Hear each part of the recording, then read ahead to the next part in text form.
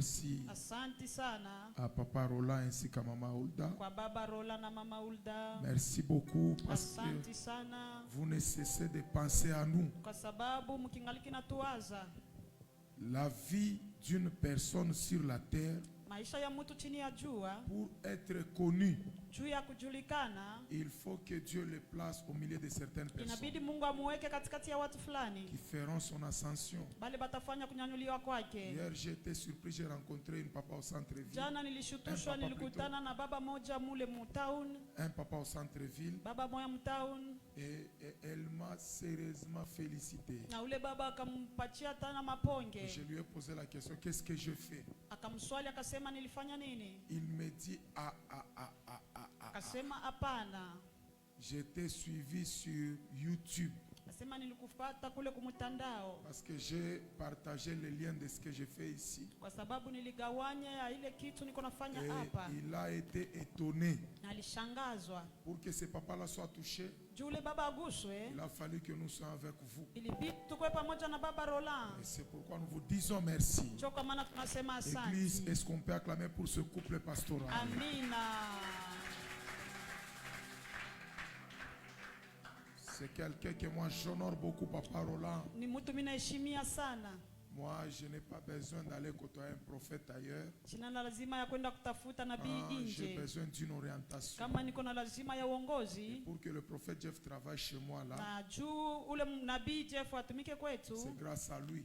Et jusqu'ici, il n'y a que le prophète Jeff qui travaille là-bas. S'il nous donne encore un autre, parce que c'est lui qui le donne, il va travailler là-bas. Alléluia. Amina. Protégez cet homme. Alléluia. Amina. Vous devez le garder. Alors je dis merci à l'administration. Merci au désormais Papa Flori. Karibu sana mcour de grand. Nous vous souhaitons la bienvenue. Nous savons que le Dieu de la Mévas va vous aider. Et nous serons ensemble. Merci au secrétariat. Merci à la musique.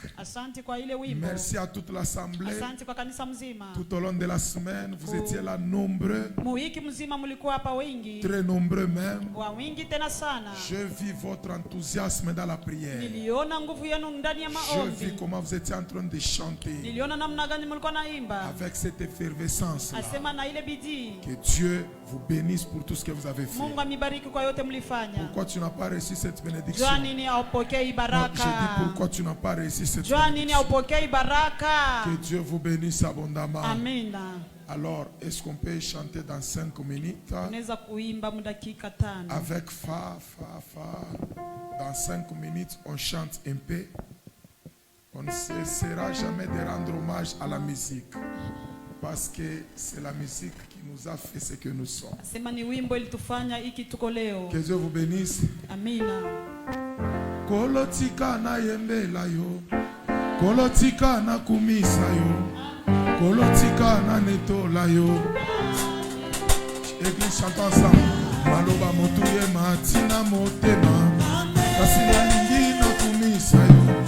Kolotika na netola yo. Kombona Yesu Masia nanga. Ezala nzete apiyo. Nafanda na kimya nanga. Kombona Yesu Masia nanga. Ezala mopanga monene. Yakokweisa satana e. Kasi na kombwa libota na bikite. Na kombwa noko na bikite. Nabiki na kongo na Yesu Yahweh. Kasi batangeli nga bakisi ya pharmacie. Lobiko epesa mite. Kongo na Yesu lobiko na Yahweh. Olokotaki nga kati na nzela. Opakolinga mafuta na yo. Oyo bolingo monene Yesu Yahweh. Sinalingaki na beba ye. Sinalingaki na kufa ye. Yobiki singa ya. Yahweh. Sinalinga kina beba ye. Sinalinga kina kufa ye. Yokangolinga yaya. Yahweh. Oh amen amen oh epai na yo. Sikanga ina netola yo. Sikanga ina sanzola yo. Yahweh. Amen amen no epai na yo. Sikanga ina netola yo. Sikanga ina sanzola yo. Yahweh. Yo mo santu yo zali nzambe. Sikanga ina netola yo. Sikanga ina sanzola yo. Yahweh. Makasi pe mayele nyonso. Eutabi pai na yo. Sikanga ina netola yo. Est-ce que tu peux chanter? Kasina bungisi mesa nanga lelo. Nalingi na yesa yo. Masanzola motema nanga. Oh Yahweh. Eto fanda kina kiti na yo. Soki oluki na ina sanzoli. Masanzoli yo yamba yango. Oh est-ce que tu peux chanter? Soki omodinga ina bitumba. Yomo ye otelemie. Oza kozela na longa Yesu Yahweh. Oh ekimelo nanga. Ebongamelo nanga. Sindeyo Yesu mokonzi nanga. Yahweh. Oh wanya na Nzambe sindeyo Yesu. Makasi ya basantu kaka yo. Napesa yo nini yaya. Oh Yahweh. Ola tinke molokole lamba. Osinga mina banche na yo. Sikanga ina netola yo. Oh Yahweh. Alokole lambe bonga na nkolo nango. Yesu bongi na kembo na yo. Sikanga ina netola yo. Est-ce que tu peux chanter? Oh éternel mon berger. Je n'ai plus de rien manqué. Sois élevé mon sauveur. Yahweh. Oh tu m'as réveillé ce matin pour me faire autant de bien. Garde sous ta bonne main et ton amour qui me soutient. Comment te dire combien je t'aime et m'exprimer sans trop de peine avec ces mots parfaitement pour déverser mon âme pleine. Mes ennemis peuvent s'avancer, essayer de m'environner. Quand je crie, Dieu soit loué. Mes ennemis seront dispersés. Mes ennemis peuvent s'avancer, essayer de m'environner. Quand je crie, Dieu soit loué. Yahweh. Oh éternel mon berger. Je n'ai plus de rien manqué. Sois élevé mon sauveur. Yahweh. Tu m'as réveillé ce matin pour me faire encore tant de bien. Garde sous ta bonne main et ton amour qui me soutient. Comment te dire combien je t'aime et m'exprimer sans trop de peine avec ces mots parfois le même pour déverser mes ennemis s'avancer, essayer de m'environner. Quand je crie, Dieu soit loué. Yahweh. Anakumisi Yesu Masia nanga. Kona maso ikosalelima.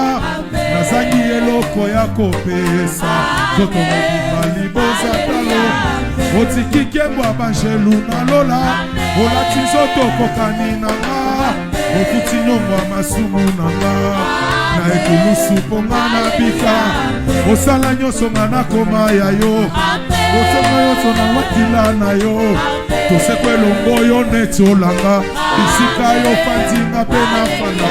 Na kumisi masiya mokonzi nanga. Kona maso yo salelinga. Nazangi eloko ya kopesa. Zoto mobimba liboza talo. Otiki kembo abajelu na lola. Olati zoto kokani nanga. Okuti nyongo masumu nanga. Na ekulusu ponga na bika. Osala nyoso ngana koma ya yo. Osoma na makila na yo.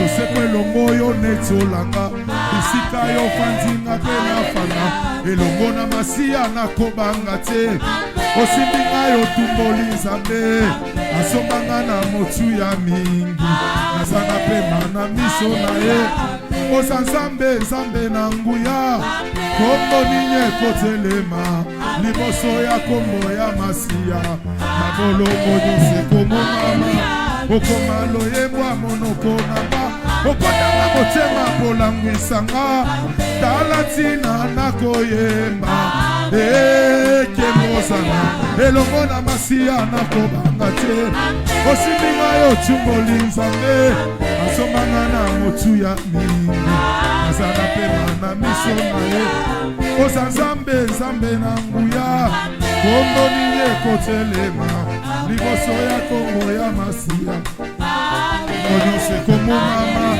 Okonga loyebwa monoko nanga Okotanga motema polangwisanga Talatina nakoyemba Alléluia, amen. Est-ce que tu peux acclamer?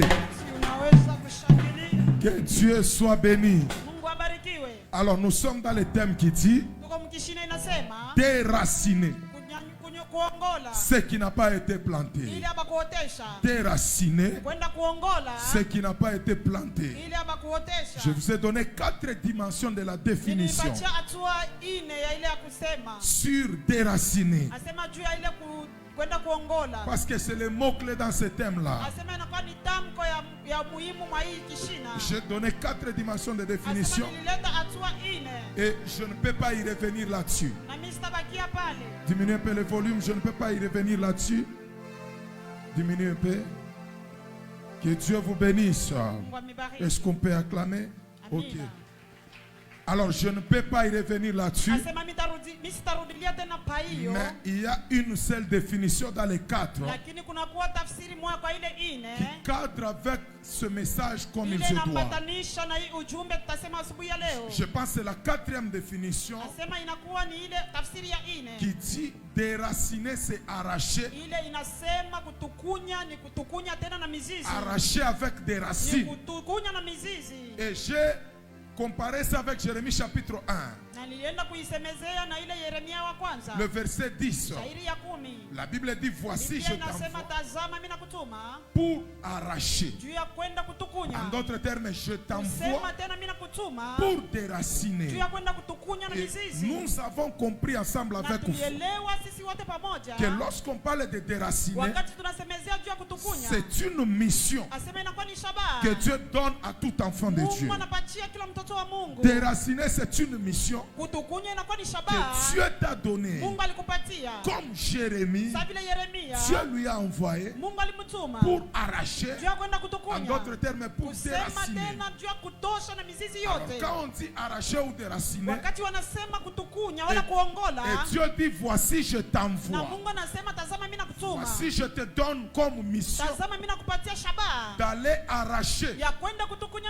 En d'autres termes, cela veut dire quoi? La mission que tu as sur la terre, parmi les missions que Dieu t'a données, n'oublie pas aussi la mission de combat spirituel. Parce que là où on dit arracher, cela veut dire qu'il y a un problème de combat spirituel. Que Dieu vous bénisse abondamment. Est-ce que tu peux m'aider à dire à ton voisin que n'oublie pas que parmi les missions que Dieu t'a données, il y a aussi la mission de combattre. Tu dois être une femme de combat. Tu dois être un homme de combat. Afin de remporter la victoire sur la terre. Que Dieu te bénisse abondamment. Alors pour ce matin, je vais prêcher dans 15 à 20 minutes. Parce que pendant la semaine, j'ai beaucoup parlé. Bien que je ne vais pas terminer aujourd'hui. Et je sais que ici c'est chez moi. Je vais encore revenir. Que Dieu vous bénisse. La Bible dit ceci. La Bible dit ceci. Et il répondit, toute plante que n'a pas planté mon Père céleste sera déracinée. La Bible n'a pas parlé de l'arbre, mais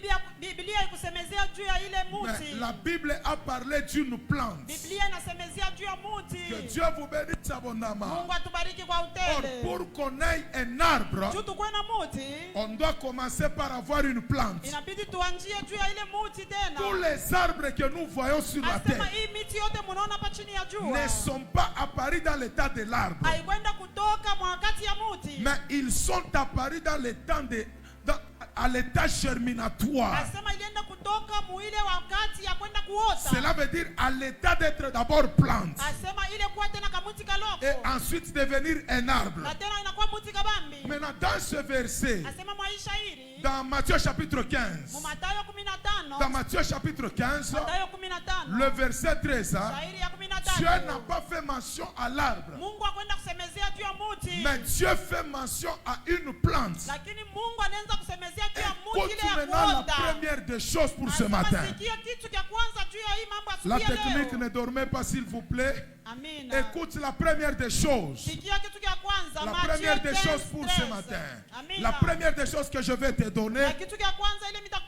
Dans Matthieu 15, le verset 13. Parce que Dieu a dit toute plante. Et Dieu n'a pas parlé de l'arbre. Cela veut dire ce matin, on a affaire à tout ce qui s'appelle plante. Maintenant, il y a quoi ici? Quand on parle d'une plante, on voit un arbre, mais dans son commencement. Est-ce que quelqu'un m'entend ce matin? On voit un arbre, mais dans son commencement. On voit un arbre dans sa petitesse, dans son début. Que Dieu te bénisse abondamment. Maintenant, qu'est-ce que Dieu voulait nous dire par là? Dieu voulait dire tout simplement, lorsque le combat est encore au début, tu dois combattre ça et détruire. Lorsque le problème est encore au début, il faut chercher à s'en débarrasser. N'attends pas que ça soit grand pour que tu multiplies les combats. Pourquoi? Parce que quand l'arbre est à l'état d'une plante, l'arbre à l'état d'une plante, tu peux arracher facilement sans pourtant transpirer. C'est ça ou bien ce n'est pas ça? Alléluia. Tu peux l'arracher facilement sans pour autant transpirer. Mais lorsque la plante quitte dans l'état de plante et elle devient un arbre, elle ne s'arrache pas facilement. C'est pourquoi Dieu s'est attaqué à la plante. Pourquoi? Parce que lorsque ça va croître, là où tu pouvais arracher facilement, tu vas maintenant arracher avec résistance. Raison pour laquelle tu vas trop de résistance dans ta vie. Parce que les choses que tu vois, tu voyais bien comment ça commençait.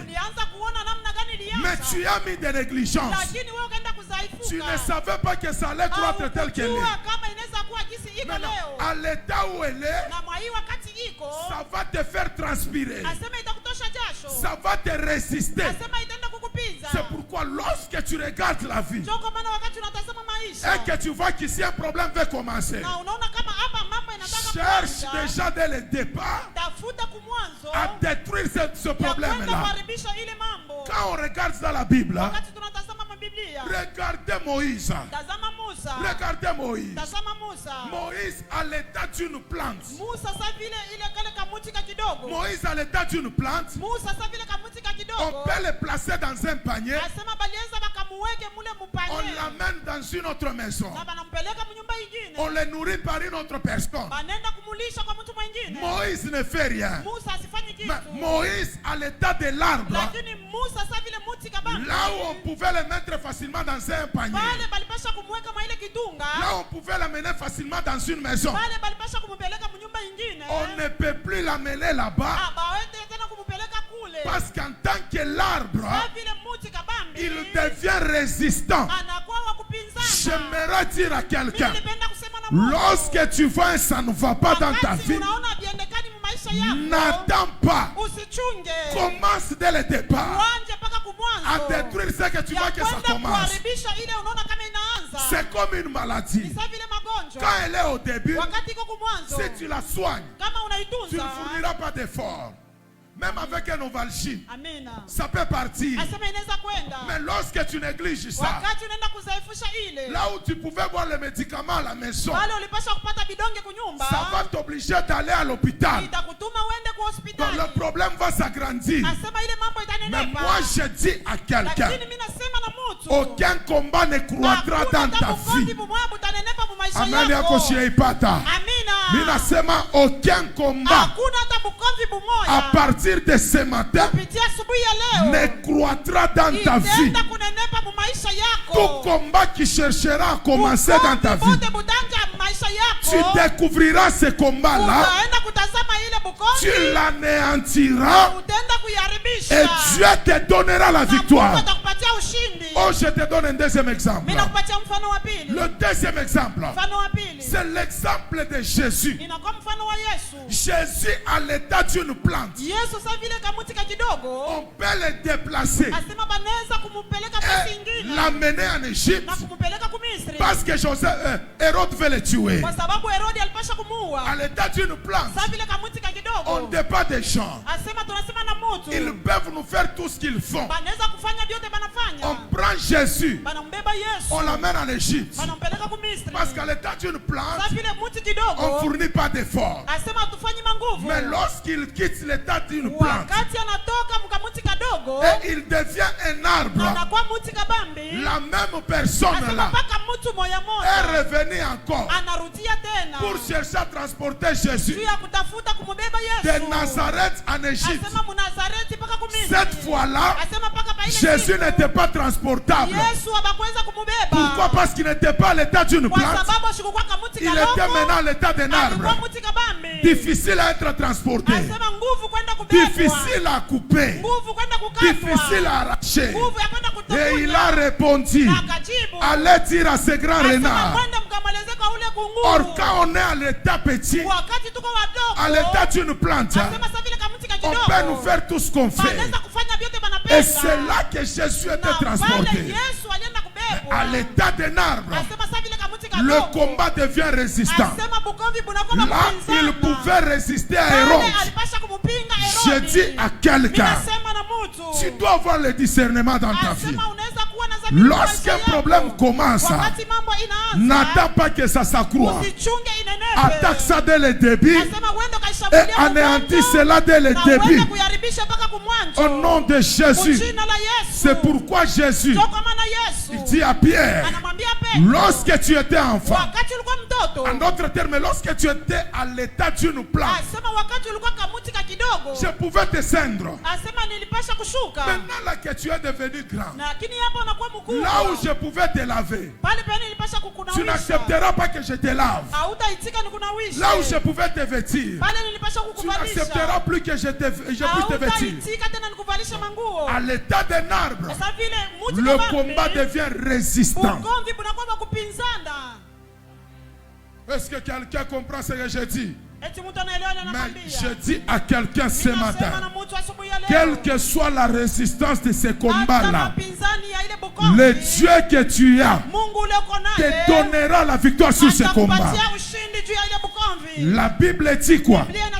Résister au diable. Ce n'est pas toi qui fuiras le diable, mais c'est le diable qui te fuira. Je dis à quelqu'un, tout combat qui te résistait, à partir de ce matin, que ce combat-là te fuit au nom de Jésus. Oh, élève ta main droite, je déclare dans ta vie, Je déclare dans la vie de quelqu'un, Seigneur, que tout combat de résistance qui résistait à ta maison, qui résistait à ton mariage, qui résistait à ta vie, qui résistait à ton travail, à partir de ce matin, sous l'onction du Dieu de cette église, que ce combat libère ta maison, que ce combat libère ta vie, que ce combat libère ton travail, que ce combat libère ta vie. Sema mbele asubuhi ya leo, ule otari ni resiste, aute ni resiste tena, ni mbio yako. Mungu abariki le amen. Shimina se Mungu abariki le amen mchina la Yesu. Alors, j'aimerais terminer par ceci. J'aimerais terminer par ceci. Je dis la première des choses qui sème, c'est la famille. La famille peut planter des choses dans ta vie. La famille peut semer des choses dans ta vie. La deuxième des choses qui peut semer en toi, ou qui peut planter en toi, c'est l'écologie ou l'environnement. L'environnement peut planter des choses dans ta vie. J'ai parlé là-dessus pendant la semaine. Et aujourd'hui, ceux qui s'aiment encore,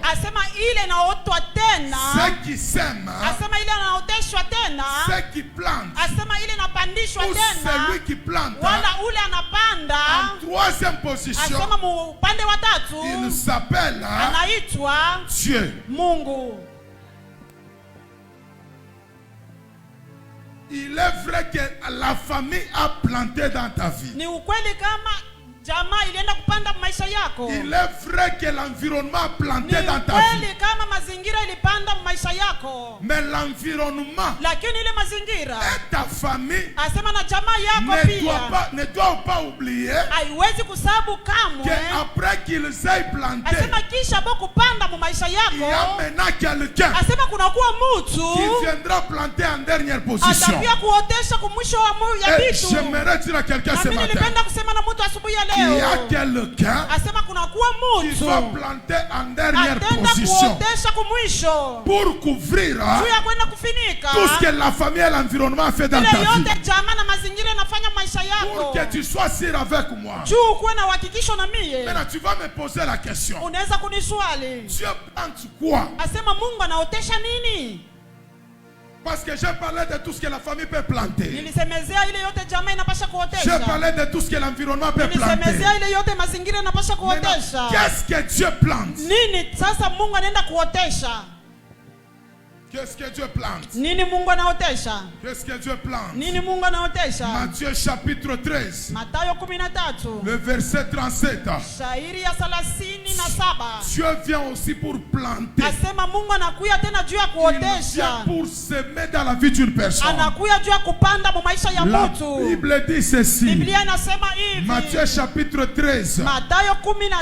Le 37e verset. Le 37e verset.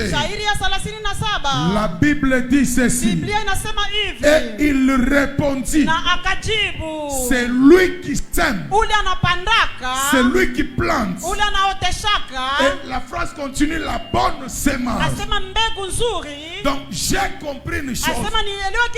Si Dieu a dit toute plante qui n'a pas planté, si la Bible dit toute plante qui n'a pas planté mon père sera déracinée. En d'autres termes, cette plante-là n'était pas bonne. Si elle était bonne, on n'allait pas l'arracher. Maintenant, quand Dieu vient, là où la famille a planté la mauvaise chose,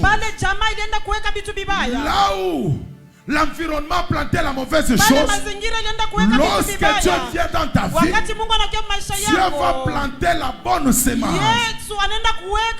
Il va planter la bonne plante.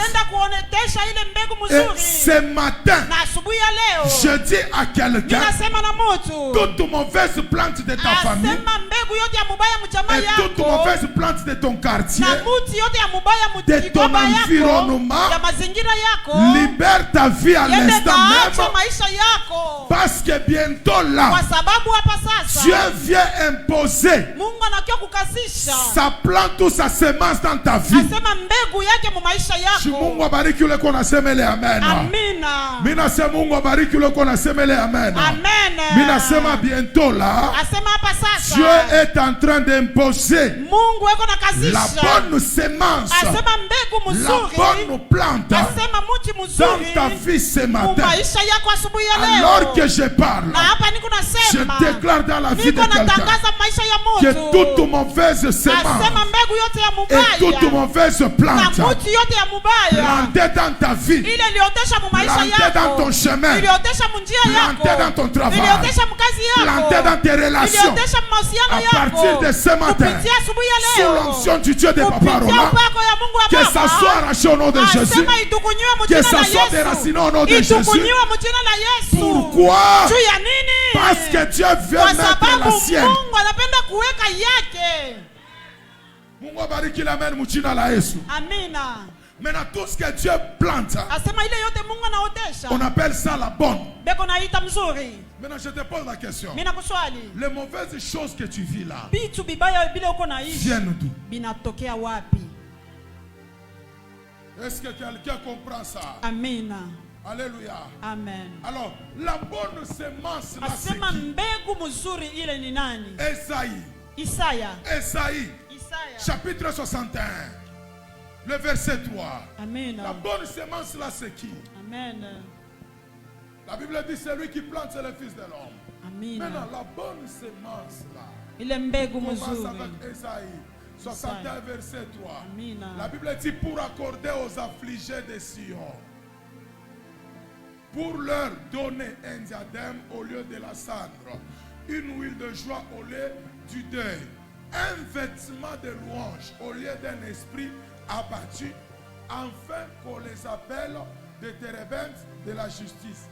Et une plantation. C'est ma mouve, une plantation. Et une plantation de l'Éternel. Qui est la plantation de l'Éternel? Parce que la Bible dit c'est lui qui sème, c'est Dieu. Et tout ce que Dieu sème, on appelle ça une plantation. Maintenant c'est qui? C'est lui que Dieu sème. C'est toi.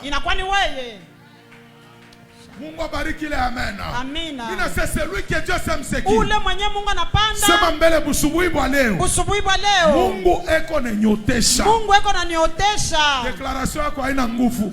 Amina. Sema busubuhi bwa leo. Busubuhi bwa leo. Mungu eko nanyotesha. Eko nanyotesha. Sema enfin qu'on les appelle. Asema juu baba ite. Une plantation. Asema ile shamba. Tous ceux qui s'appellent chrétiens. Wale wote wanaoita wa Kristo. Ayant reçu Jésus comme Seigneur et Sauveur, ils sont une plantation pour l'Éternel Dieu. Alors que on ne peut pas parler d'une plantation sans pour autant parler sur quatre choses. Et je pense que c'est la bénédiction de quelqu'un. On ne peut pas parler d'une plantation si on ne parle pas des quatre choses qui font que la plante soit appelée une plante. La première des choses, lorsque Dieu veut te semer, la première des choses que Dieu fait, Dieu va te préparer une terre. Kama unasema amen ya biashi, mimi nasema wewe hautapita pa dunia hapa shipo bulongo bwako. Amina. Comme on t'appelle bakia locataire hapa. Amina. Amina. Est-ce que il y a une plante qu'on peut mettre dans la terre sans pour autant préparer la terre? Apana. Parce que ce n'est pas toutes les plantes qui acceptent n'importe quelle terre pour planter. ya kuotesha. Un arbre ou une plante, ile muti il faut d'abord inabidi kwanza préparer une terre. kutayarisha bulongo. Maintenant, sasa si nous sommes la plantation de kama l'Éternel, sio tuko mashamba ya wa milele, cela veut dire Dieu ni kusema Mungu a déjà préparé pour nous des terres. alisha sie bulongo. Je lève ma main droite Mimi nanyoa mkono wangu avant d'aller plus loin. kabla ya kwenda mbali. Que personne ici Hakuna hata mtu mmoja ne mourra hapa sans sa propre parcelle. atakufa bila kuona Pandisha mpango. mkono mimi nakubariki. Amina. Je suis la première personne Niko na mtu wa à kwanza recevoir cette bénédiction. ya kwenda kupokea ile baraka. Aucun arbre, Hakuna muti, aucune semence hakuna mbegu ne peut être plantée Nasema sans itaoteshwa qu'on nous prépare sa terre. bila kutayarisha bulongo. La terre qui peut l'accepter. Bulongo ile taitika. La terre qui peut faire à ce que Bulongo ile tafanya la semence paraisse Nasema bonne. ile mbegu ikuwe Donc, mzuri. toi aussi, Na wewe pia si tu es une plante de kama Dieu, uko muti wa Mungu, cela veut dire ni kusema kama Dieu Mungu t'as déjà préparé une terre. aisha kutayarisha À bulongo. partir de ce matin, Kupitia asubuhi ya je leo lève ma main mimi droite. nanyanyua mkono wangu wa Oh, kuume. mina pandisha mkono yangu. Amina. Mina déclaré pa maisha mtu moya. Amina. Tel que tu es là, Mpaka vile uko hapa. à partir de cette église, Kupitia hii kanisa. ayez votre propre terre. Asema mukuwe na bulongo Mina sema bwenu. ayez Mukuwe la terre de l'église. na bulongo bwa Et je kanisa. déclare dans ta vie ce matin, Amina. ne manque pas ta portion. Amina. Je reçois aussi. Ça c'est pour moi. Il est amen inanipandisha papa. Amen. Mina sema ile amen inanifanya nini? Inakupandisha. Tu ne peux être appelé une plante Utakuwa muti si tu n'as pas une bonne terre. kama una bulongo mzuri. Toute plante, Asema muti toute wote. semence Mbegu yote a sa qualité d'une terre. inakuwa na hali yake ya bulongo. Toi aussi. Na wewe pia. La terre qui t'acceptera là, Bulongo bule butakuitika. que Dieu te l'accorde au nom de Asema Jésus. Mungu akupatie katika jina la Yesu. Mina chunga mena mama mwe nipandishe kule. Amen. Mina chunga mena nduku mwe nipandishe kule. Yes. Kama nafika hapa mimi nasema. Haleluya. Mina sasa ikifika hapa mimi nasema. Amen. La Bible dit quoi? Biblia inasema nini? Dans Jean chapitre 14, Yohane 14. le verset 2 Shairi ya pili. à verset 3. Mpaka 3. La Bible dit ceci. Biblia inasema hivi. Je m'en vais. Asema mimi naenda. Je vais vous préparer. Asema mimi naenda kumitayarishia. Amina.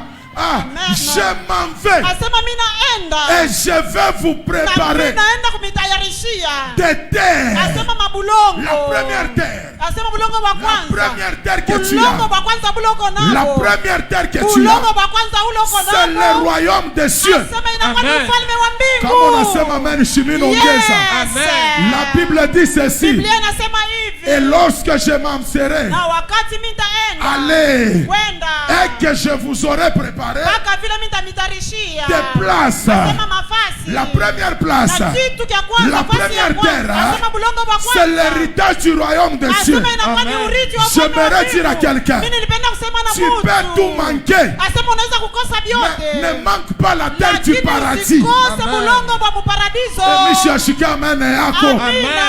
Mina sait tu peux tout manquer. Asema unaweza kukosa kila Tu kitu. peux manquer les habits. Unaweza kukosa mavazi. Tu peux manquer l'argent. Unaweza kukosa fedha. Tu peux manquer le travail. Unaweza kukosa kazi. Ce n'est pas un problème. Haina mambo. Mais il y a une terre. Lakini kunakuwa bulongo Il y moja. a une ville Kunakuwa muji que moja. toi tu ne dois pas Ile manquer. wewe hauwezi kukosa. Et n'accepte pas Na usikitike. de manquer cette portion de Ya terre. kwenda kushindwa ile bulongo. C'est le royaume des cieux. Asema inakuwa ni ufalme wa mbingu. Oh mon Dieu, kama unasema amen, mimi naongeza. Yes. Kama unasema amen, shimi naongeza. Amina. La deuxième terre Na bulongo wa pili. que tu dois avoir, Ile unapasha kuwa nayo. c'est ta portion sur la terre. Asema ni bulongo wako hapa chini ya Raison jua. pour laquelle Ndio kwa maana Jésus a dit ceci. Yesu alisema hivi. Premièrement, vous aurez le royaume des cieux. Ya kwanza mtapata ufalme wa Et mbingu. deuxièmement, Na ya pili. le reste là, Asema ile et inabakia. lui-même a épinglé Na ça. yeye peke alienda kuisemea. Vous aurez des parcelles. Asema mtakuwa na mapango. Vous aurez des maisons. Mtakuwa na manyumba. Vous aurez des frères. Mtakuwa na Vous wandugu. aurez des sœurs. Mtakuwa na wadada. Mais ce qui m'intéresse là-bas, Na lakini ile c'est inanifurahisha le mie. mot parcelle Asema inakuwa ni mambo et pango. le mot Na terre.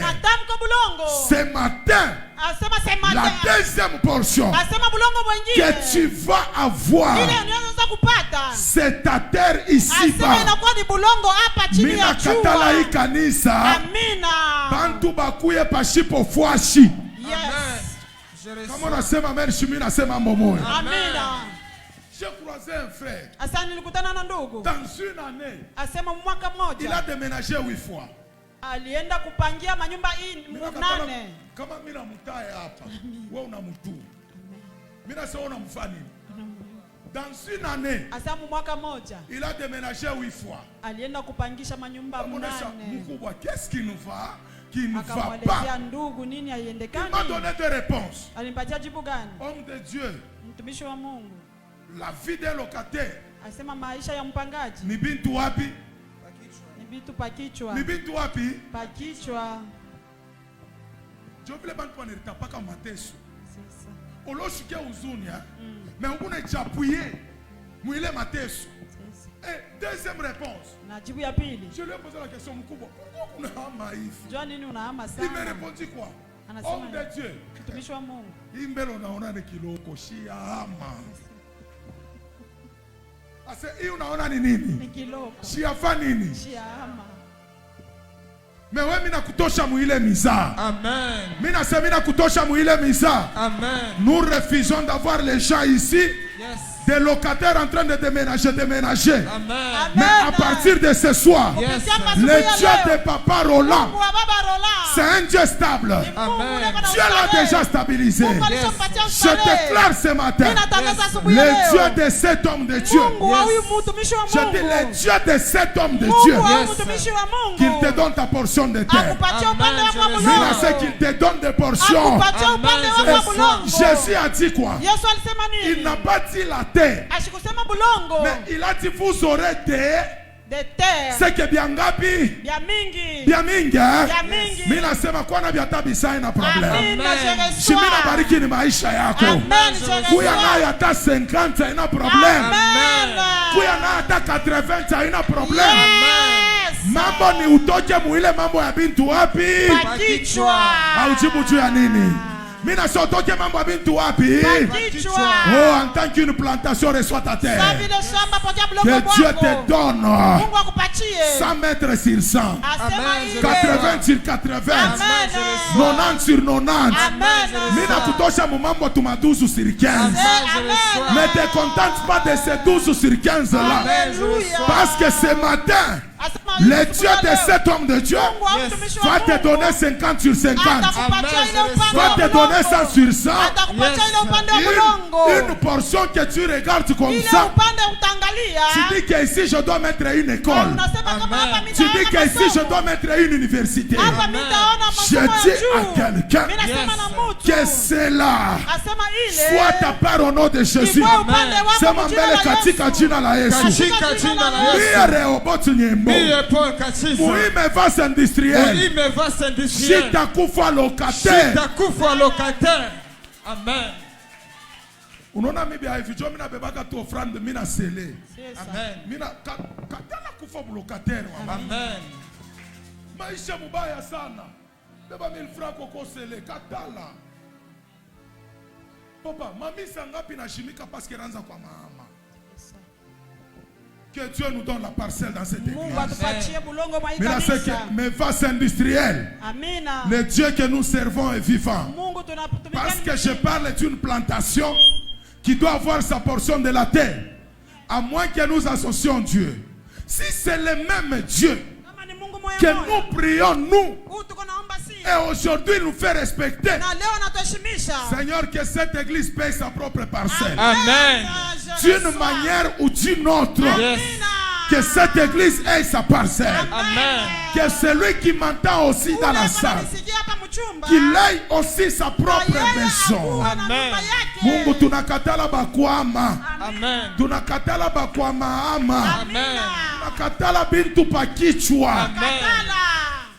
Tena wao ya remarkaka, unaweza kuza portetele yako ya share. Ukiame tu shiku moyo na labika. Shiku tu moyo kiame na. Wao ya remarkaka. Papa mina